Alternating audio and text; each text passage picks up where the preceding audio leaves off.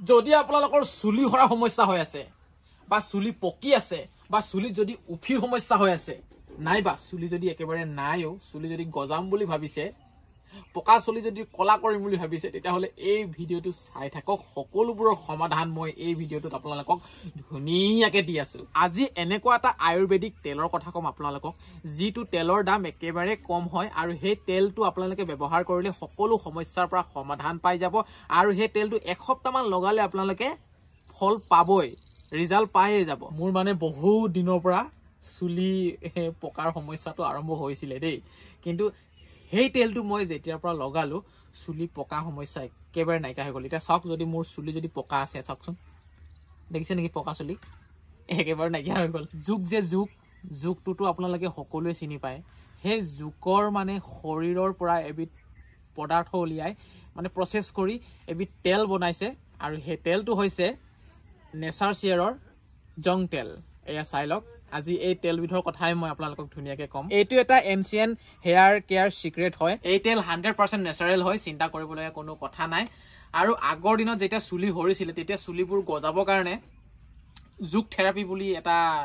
system আছিল মানে কিন্তু আজিকালি হেবোৰনো কোনে কৰি থাকিব নহয় জানো আৰু হেই মানে গুণাগুণটো আপোনালোকে এই তেলটোত ধুনীয়াকৈ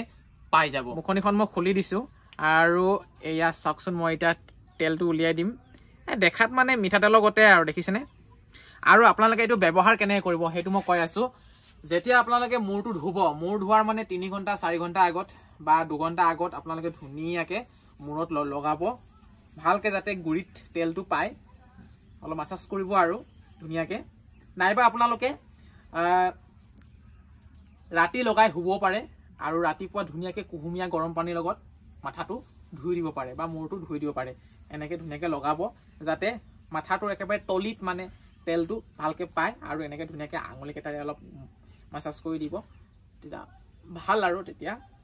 এনেকৈ দেখিছেনে যদি আপোনালোকে এই তেলটো অৰ্ডাৰ কৰিবলৈ বিচাৰিছে তেতিয়াহ'লে চিন্তা একেবাৰে কৰিব নালাগে একেবাৰে সহজ মই ভিডিঅ'ৰ কমেণ্টত লিংকটো দি থৈ দিছোঁ তাত গৈ ধুনীয়াকৈ ক্লিক কৰি অৰ্ডাৰ কৰিব পাৰে আৰু যদি ইউটিউবত চাইছে তেতিয়াহ'লে ডেছক্ৰিপশ্যনত মই লিংকটো দি থৈ দিছোঁ তাত গৈ আপোনালোকে সুন্দৰভাৱে অৰ্ডাৰ কৰিবলৈ পালে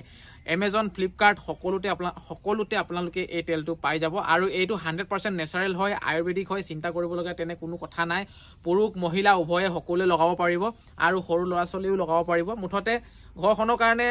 আপোনালোকে ল'ব পাৰে আৰু সকলোৱে ধুনীয়াকৈ চিন্তা নকৰাকৈ লগাব পাৰে এতিয়া মই 3 ঘণ্টামান ধুনীয়াকৈ ৰৈ দিম তাৰপিছত ধুনীয়াকৈ চেম্পু লগত মূৰটো ধুই দিম কুহুমীয়া গৰম পানীৰ লগত আৰু এনেকৈ মই বহুত দিন ব্যৱহাৰ কৰিলোঁ আৰু ফলটো বাৰু ভালে পাইছোঁ আগতে উফিৰ সমস্যা আছিলে মোৰ ডেণ্ড্ৰফৰ সমস্যা আছিলে সেইটো নাইকিয়া হ'ল আৰু চুলিটো খুব মানে আজিকালি কম সৰে নহ'লে আগতে ঘপঘপকৈ খুব সৰিছিলে আজিকালি সেয়াও নসৰা হ'ল বাকী অৰ্ডাৰ কৰিব পাৰে লিংক আছে ডেছক্ৰিপশ্যনত নাইবা কমেণ্টত আছে তাত গৈ আপোনালোকে অৰ্ডাৰ কৰক নেচাৰ শ্বেয়াৰৰ জং তেল